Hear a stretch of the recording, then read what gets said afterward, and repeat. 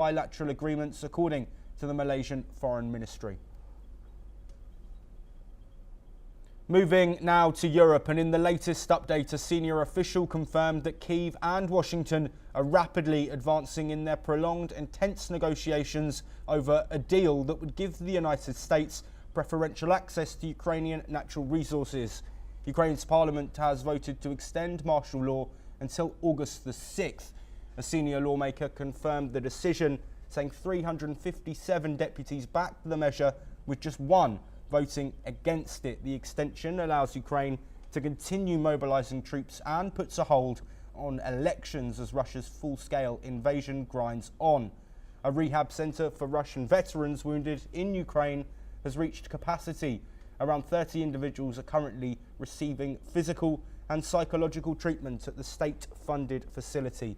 In southern Ukraine, Russian attacks on the city of Kherson have left one person dead and 3 others wounded. The United States has revised its estimated cost of aid to Ukraine, cutting the figure from $300 billion to around $100 billion, according to Bloomberg News. The report also notes that President Donald Trump is pushing for a bilateral minerals deal as part of his broader peace proposal. A Russian drone strike on the Black Sea port city of Odessa overnight has left 3 people injured. Fires broke out and civilian homes and infrastructure were damaged, according to local officials in the southern Ukrainian region. Meanwhile, Polish authorities are sounding the alarm over a surge in cyber attacks ahead of the May 18th elections. As a key ally of Ukraine, Poland has warned that Russia may be trying to disrupt the vote through hacking and disinformation. Digital Affairs Minister Krzysztof Gałkowski said nearly 2,000 incidents were recorded in a single day, and that monthly totals now range from 60,000 to 70,000 attacks. He declared Poland to be in a cyber war with Russia. Well, joining us once again is my colleague Thomas Porteous, anchor and correspondent with NewsX World.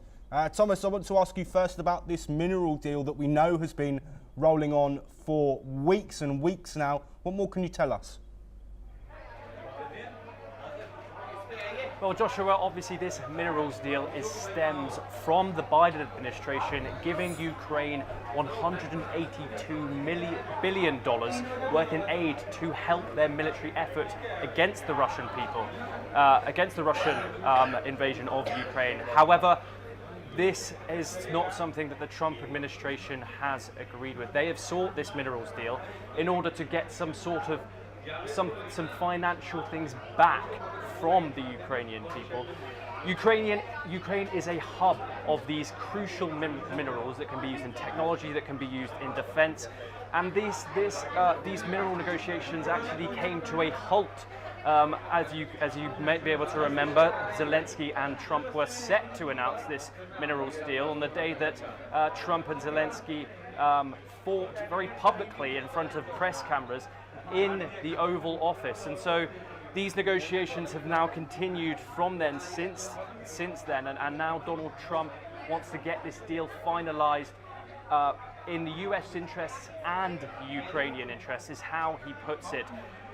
They were seen to kind of come to a halt after this public confrontation between Donald Trump and the Ukrainian president. But since then, things have been slowly moving forward, and as we've heard, that this spokesperson from the United States has said that these negotiations are moving forward, and we can possibly expect a deal to be signed maybe quite soon. Yes, Thomas, we are unfortunately running shorter on time, so we won't be able to discuss these Polish alleged cyber attacks, but I do want to discuss these strikes that have taken place between Russia and Ukraine. Of course, Odessa hit. Also, we know that Ukrainian drones have been reported by Russian authorities. What more can you tell us about the ongoing war between Russia and Ukraine?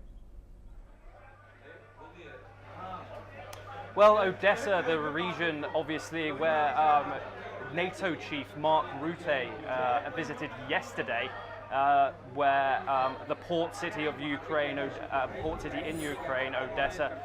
NATO has been a backdrop of this war.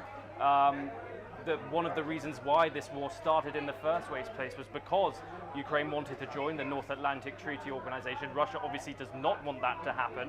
And so Russia responded today with striking the port city of Odessa in Ukraine. We've obviously seen as well that Ukraine have launched a drone attack towards these Russian barracks.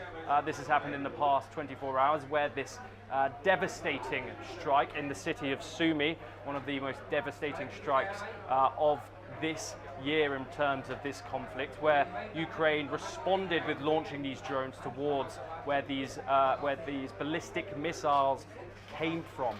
We will obviously continue to bring you all the major updates in regards to the Ukraine and Russia conflict.